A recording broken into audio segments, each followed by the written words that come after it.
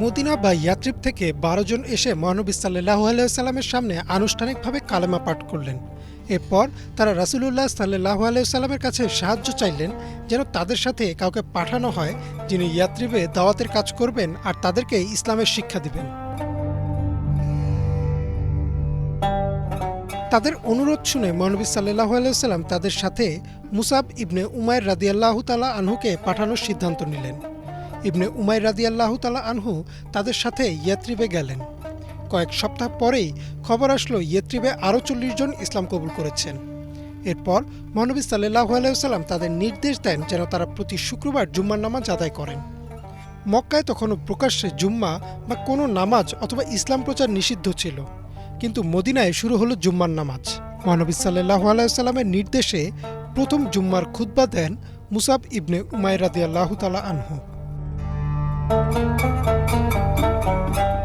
কিছুদিনের মধ্যে ইয়েত্রিবের অবস্থা এমন হয়, সেখানকার প্রতিটি গোত্রের উপগোত্রের এমন অন্তত একজন ছিলেন যিনি ইসলাম কবুল করেছিলেন।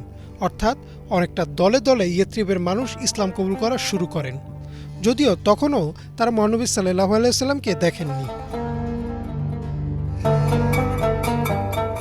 এত লোক এত দ্রুত ইসলাম কবুল করার পেছনে একটা বিশেষ কারণ আছে বলে মনে করেন অনেক গবেষক। ইয়েত্রিবের বেশিরভাগ বাসিন্দা ছিলেন বনি ইসরায়েলদের বংশধর তথা ইহুদি। তারা তাদের কিতাব তাওরাত ও ইঞ্জিলের ভাষ্য অনুযায়ী জানত যে শেষ নবী আসবেন আরবে, কিন্তু ঠিক কোথায় তা তারা আন্দাজ করতে পারেননি। তাই তারা ইয়েত্রিবে এসে বসতি স্থাপন করেন আর অপেক্ষা করতে থাকেন মহানবী সাল্লাল্লাহু আলাইহি সাল্লামের।